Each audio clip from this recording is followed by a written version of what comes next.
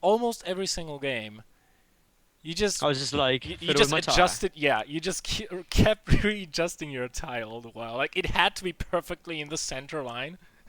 Hey, it's hard to look that swag. That's what I'm Ah, saying. I know, but you did look awesome on that camera. I have With to my give you that. gunners, with my tie. Yeah. These gunners are actually really good, by the way. Like, it's so cool.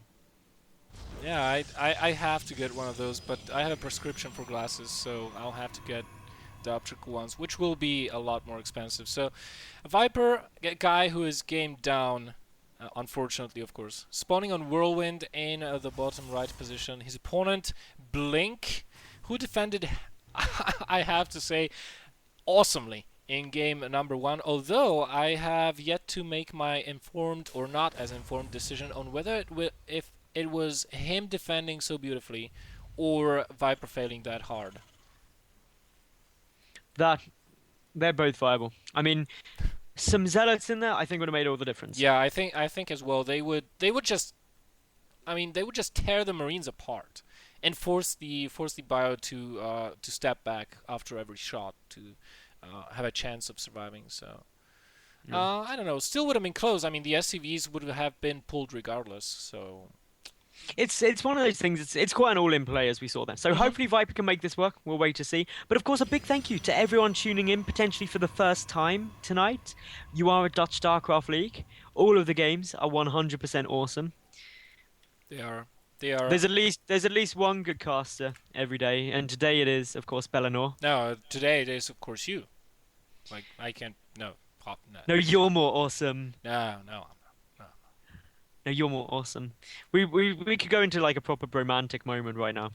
We I, could. I I'll have this buy. I'll really buy good. you flowers and a heart later on, and a teddy bear. Ah, Don't worry. do you remember? It wasn't you. I cast. It was with Beef. I cast on Valentine's Day. Yeah, it was. It was. That was I we. was so pissed I missed that. By the way, I was at work. I couldn't have watched. It was incredibly romantic. Oh my Like god. it was all beautiful. But yes, we should probably talk about this game and what's going on. So we've Probably. got, we've got a one racks command center coming out from BlinQQ, and out of Viper, he's just going for a one game, one cyber core, double gas. So identical opening as we saw from game one. Yeah, he did, and this time he might actually proxy the Stargate. He's building a pylon to the That's a side good of play the for main. proxy. Yeah. Yeah. So, or a robo maybe. But I think since Heart of the Swarm is really young so far, most of the players are just want to play with those new units. They want to be trying out those new strategies. So I wouldn't be at all too surprised if we saw a Stargate. I'm just going to be keeping an eye on that pylon. So 2 additional racks is going down. Blink doing the older, safer style of expand, and not wanting to be very aggressive early on, not teching up. And yep, there is the Stargate going down. That is precisely as you predicted. You're a wise Oh, well, I think Deckard Cain is wiser than me, but thank you.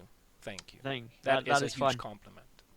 But of course, now this Stargate, there's options of what can come out of it. It's likely to be an Oracle. And it could potentially be a Void Ray, but that's a lot more of a risky strategy. Yeah, it is. It is. You need a lot more Void Rays than you need Oracles to bust a bunker. That is Yep. true, because they have less DPS. And but on the flip side, the advantage that you get out of that is that they do damage constantly, and every now and again you get a boost out of their prismatic alignment ability. Whereas the oracles, once their energy is depleted, they're just useless, and you have to wait. And even the activation of the beam costs some mana. I mean energy. So It's it's pretty tough, but it's going to be the Oracle. So just going to go for some very, very early aggression, very, very early harassment. The Marines, though, they have been pulled out of the bunker. No scouting has gone on quite yet. And so, well, in the position they're in, it's slightly sooner, but a good few SCVs should go down first. The pull of these SCVs is going to have to be incredibly quick. Oh, the Oracle flies in. How many kills will it get? 1, 2. It's rising quite rapidly. The Marines are coming in. The Oracle is in a fairly good spot to fly away. Oh, trying to get one more SCV. Oh, gets it. Will it survive? Yes, does 6 kills on that Oracle. Meanwhile, the Gateway Army should be warping in and preparing to push. We do have a proxy pylon and 3 gateways. Just morphing in. The warp-ins are going down, and well, the Oracle is still in position, still a threat until that missile turret comes up. Well, it's the sort of thing which these oracles can keep coming back, but the front is now completely undefended, bar just 2 Marines in the bunker. The Marines desperate to try and come back there. Viper, if he'd gone right at that moment, he would have been so good, but SCVs have now been pulled. That bunker would take a long to go down.